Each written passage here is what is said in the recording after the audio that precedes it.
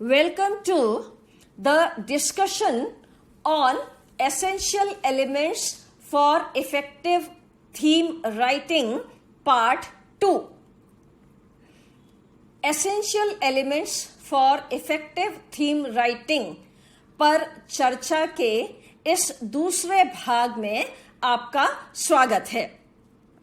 Previously, we have seen what a theme is and what are the essential elements. We have discussed a few of the elements.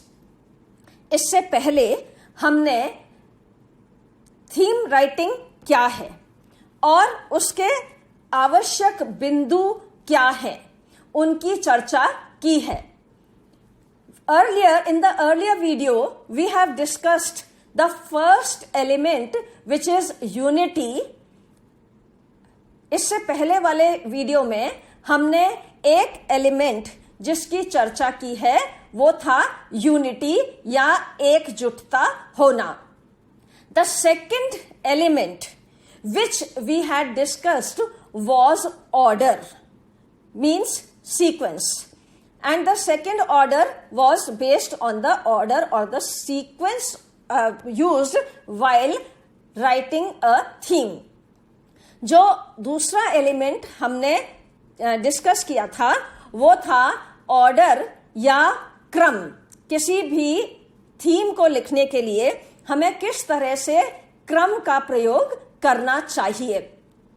The third element which we had discussed in the previous video was coherence, meaning that the theme which has been written should be easy to understand. जो तीसरा element या तीसरा तत्व जिस पर हमने चर्चा की थी वो थी कोहेरेंस, अर्थात हम जो भी लिखते हैं वो समझने में रुचिकर होना चाहिए, सुविधाजनक होना चाहिए, ताकि हमारा पाठक उसे पढ़ने के दौरान किसी भी तरह के दबाव में, प्रेशर में, स्ट्रेस में न आए और वो उस लेख को ठीक उसी तरह से समझे जिस तरह से हमने उसको लिखकर समझाना चाहा है. In the essential elements for effective theme writing, let us come to the fourth element here. अब हम essential elements for effective theme writing के चौथे एलिमेंट पर आते हैं. The fourth element is variety. Variety does not mean variety of ideas. It means there should be variety in sentence construction. Now, we are talking of the fourth element, which means variety. And variety here does not mean a variety of ideas. It means that there should be a variety in the sentence construction. जब हम variety की या विभिन्नता की बात करते हैं तो आइडियाज की विभिन्नता की बात नहीं कर रहे हैं, प्रसंग की विभिन्नता की बात नहीं कर रहे हैं. हम बात कर रहे हैं जो वाक्य हम लिखते हैं उन वाक्यों में वैरायटी होनी चाहिए. जिन वाक्यों का हम कंस्ट्रक्शन कर रहे हैं वो हमें वैरायटी के साथ, विभिन्नता के साथ करना चाहिए, तब हमारी थीम राइटिंग प्रभावशाली होती है. The types of sentences used should vary. They can be plain, interrogative, exclamatory, etc. When we talk of variety, then we should be clear that we have a choice to choose the type of sentence, because sentences when they are used in the course of narration, then the variety is very helpful. जब हम किसी भी चीज को narrate करते हैं या बताते हैं या हम कोई वक्तव्य दे रहे हैं तो ऐसी स्थिति में, विवरण देने की स्थिति में हमारे सामने बहुत अच्छी चॉइस होती है अपने सेंटेंसेस को चुनने की, और वहां पर हम वैरायटी को यूज करते हैं तो हम अपने लेख को और प्रभावशाली बनाते हैं. They can be plain. Now we have a very good choice of plain sentences, simple statements. जब हम लिखते हैं या हम बोलते हैं तो हमारे पास एक ऑप्शन होता है, एक विकल्प होता है प्लेन या सिंपल सेंटेंस को यूज करना, जिसमें हम केवल एक तथ्य को बिल्कुल सपाट तरीके से या सीधे सरल तरीके से प्रस्तुत करते हैं. Then we have the choice of interrogative sentences. Sometimes it is good to write a theme by using interrogative mode of construction in the sentences. Why? Because when you ask a question as a writer, you are drawing the attention of your reader towards the topic.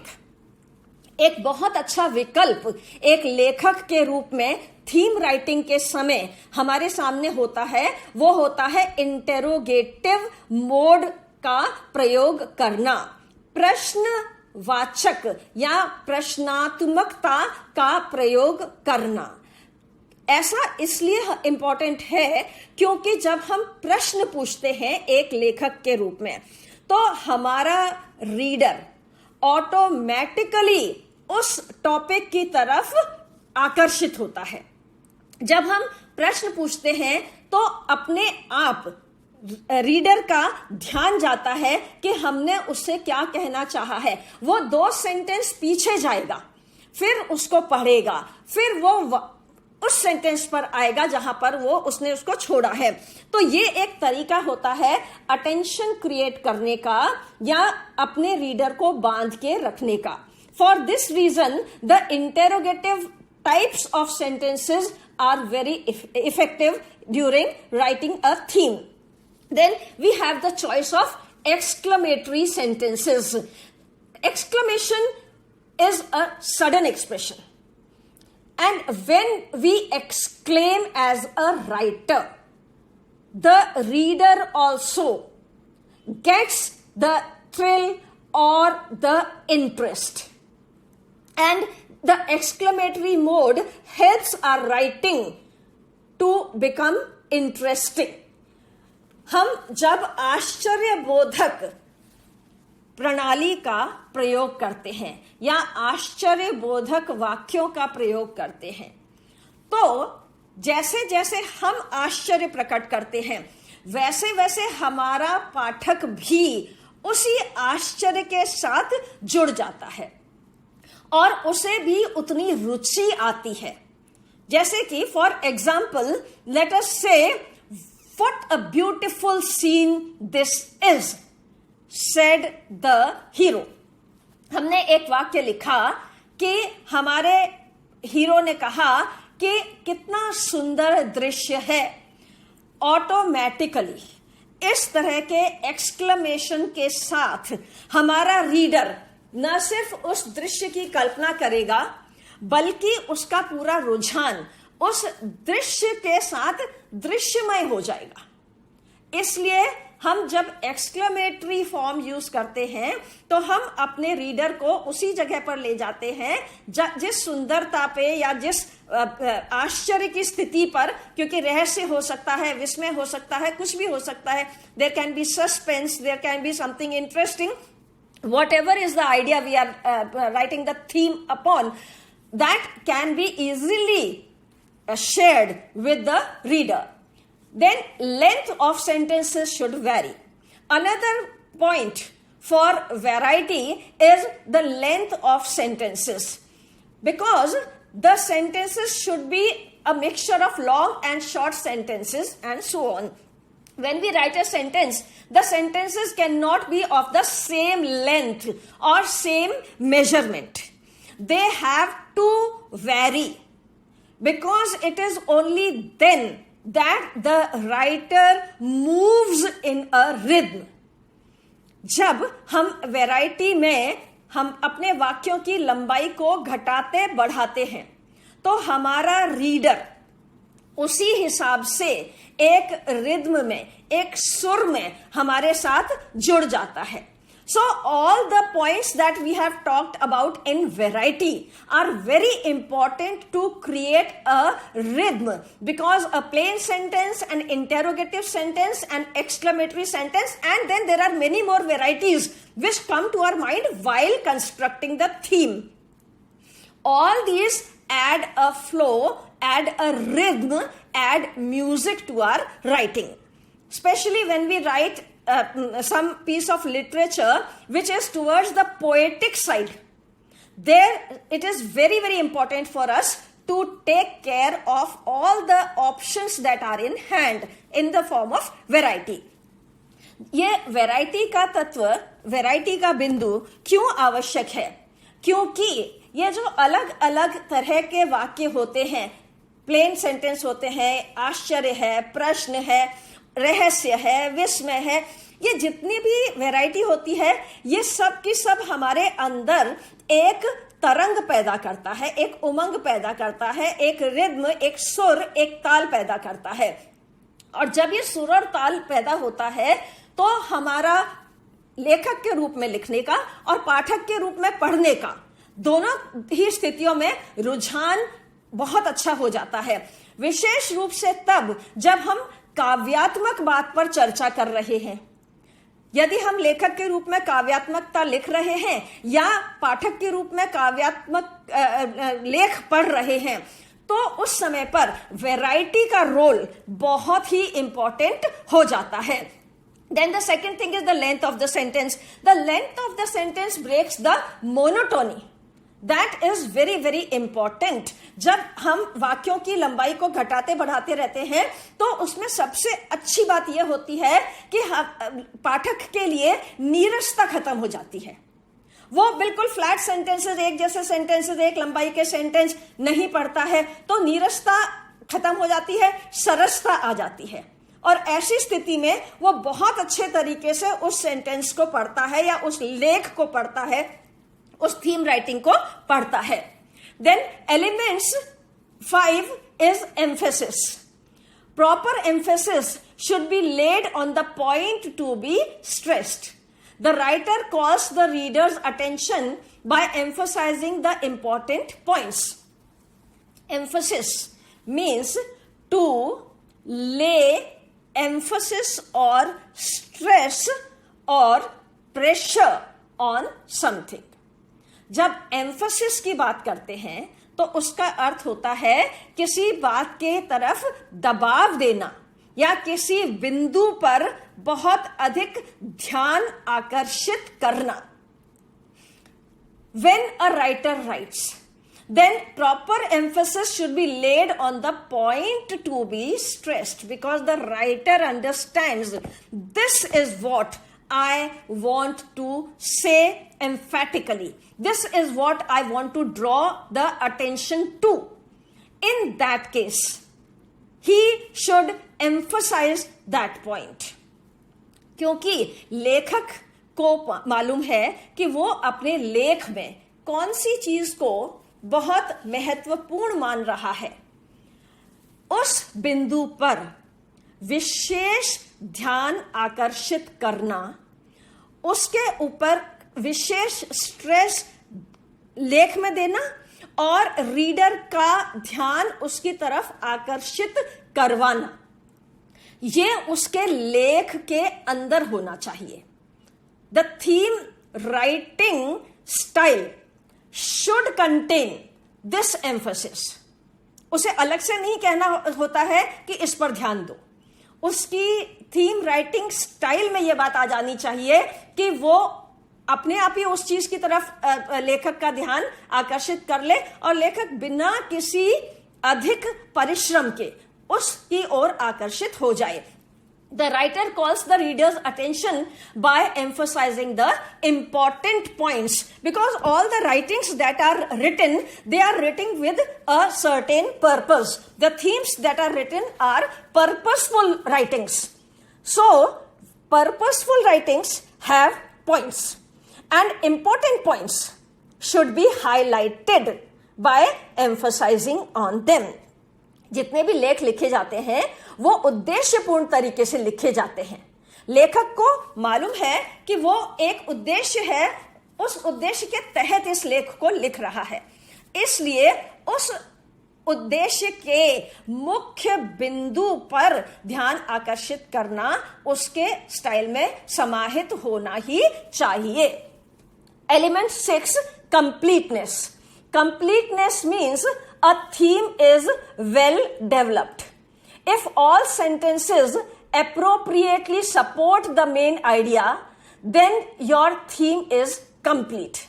Now, the 6th element which should be taken care of while writing a theme is completeness. That is, that it should have a tone in which the reader understands that here it is being concluded. जब कोई theme लिखी जाती है तो उसके अंदर पूर्णता होनी चाहिए। पाठक को पढ़ने के साथ ये पता चलना चाहिए कि यहां पर ये चीज पूर्ण हुई है, ये लेख पूर्ण हुआ है, ये विचार पूर्ण हुआ है, ये प्रसंग पूर्ण हो गया है, ऐसा उसे पता चलना चाहिए। Completeness means a theme is well developed. If all sentences appropriately support the main idea, then your theme is complete. Now, all the sentences that are written in a theme writing, they should support the main idea. This is important. जितने वाक्यों का प्रयोग किया गया है वो सारे के सारे वाक्य मेन आइडिया को सपोर्ट करते हुए होने चाहिए। अन्यथा अगर एक, जैसा कि हमने पहले भी देखा था कि अगर एक दिशा में जा रहा है, दूसरा वाक्य दूसरी दिशा में जा रहा है, तो उसमें छिन्न भिन्न वाला भाव आ जाता है। और जब सारे के सारे वाक्य मुख्य वाक्य के या मुख्य विचारधारा के साथ चलते हैं तो वहां पर पूर्णता स्वतः ही आ जाती है। If there are not enough information to prove your idea, then the theme is incomplete. Now, if the information that you have used is not sufficient to complete your idea, then the theme will be considered as incomplete. When you write a piece of theme writing, as a student, as a scholar, remember that all your sentences should contain sufficient information to give your content the feeling of wholesomeness. एक लेखक के रूप में जब आप theme writing करते हैं तो इस बात का विशेष ध्यान रखें कि आपके वाक्य या आपने जो कंटेंट विषय वस्तु लिया है वो कंप्लीट का फीलिंग दे, वो पूर्णता का भाव दे, वो आपके मेन आइडिया के सपोर्ट में साथ साथ चले, वरना आपका जो थीम राइटिंग है वो इनकम्प्लीट माना जाएगा। The concluding sentence or last sentence of the theme should summarize your main idea by reinforcing your topic sentence. Now, the most important thing that creates completeness is the concluding part of any piece of writing. जब कोई भी लेख हम लिखते हैं तो उसमें जो कंक्लूडिंग पार्ट है, जो आखिरी हिस्सा है, जो निष्कर्षात्मक या निर्णयात्मक स्थिति को बताने वाले वाक्य होते हैं वो बहुत महत्वपूर्ण होते हैं, क्योंकि वो हमें एक रुझान पैदा करते हैं एक पाठक के रूप में कि यहां पर ये बात खत्म हो रही है, और एक प्रवृत्ति होती है हमारे मस्तिष्क की कि हम उस कंक्लूजन पर आकर के उस बात को बहुत क्लियरली कंक्लूड होते हुए, कंप्लीट होते हुए देखना पसंद करते हैं। our mind has a tendency, our understanding has a tendency, our comprehension has this tendency that when we come towards the end of a piece of writing, then we have a desire to get the piece completed from the other side, from the writer's side. This is very important. And when we find that the writer has concluded it properly, then we feel satisfied. जब हमें ये लगता है कि लेखक ने इसको बिल्कुल अच्छे से समराइज कर दिया है, कंक्लूड कर दिया है, इसको बिल्कुल बंद किया है सही शब्दों में, सही वाक्यों में, सही विचारों में, वहां हमें सेटिस्फैक्शन होता है.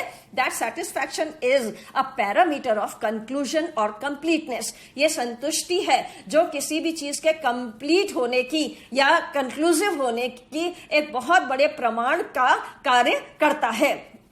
Last sentence of the theme should summarize your main idea by reinforcing your topic sentence. Another important thing is that the conclusion should summarize or reconnect you to the topic sentence. This is very, very important. Whenever a closure point comes, at that time, that closure point should take us to the beginning. And that is because from the beginning to the end, A to Z should be the feeling. And that is how the writer of a theme writing passage should be careful that the last sentence or last idea should reconnect you to the place from where we began.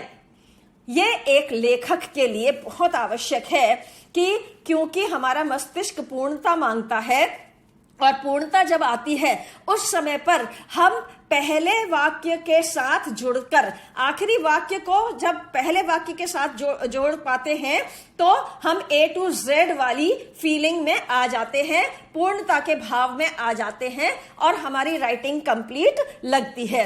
These are the essential elements of a good theme writing. Observe and practice them to write effectively. Now, these are some of the ideas which we have discussed, some of the elements which we have discussed for a proper theme writing, for an effective theme writing. And if in the course of your writing, you use these elements, you practice these elements, sit with a pen and paper, practice these elements, and then you will find that your theme writing will become very effective. आप जब लिखना चाहते हैं theme writing, आप एक paper pen लेकर के इन elements को पढ़ करके और इन्हें ध्यान में रखते हुए अपनी थीम राइटिंग की रचना कीजिए. आपको पता चलेगा कि आप बहुत अच्छी थीम लिख पा रहे हैं और उस अच्छी थीम को एक बार लिखने के बाद आप ऑटोमेटिकली इन सारे के सारे एलिमेंट्स को अपनी फर्दर ऑन राइटिंग्स में इंक्लूड करते चलेंगे. If you once adopt these elements, you will definitely carry on them in the themes that you write further on.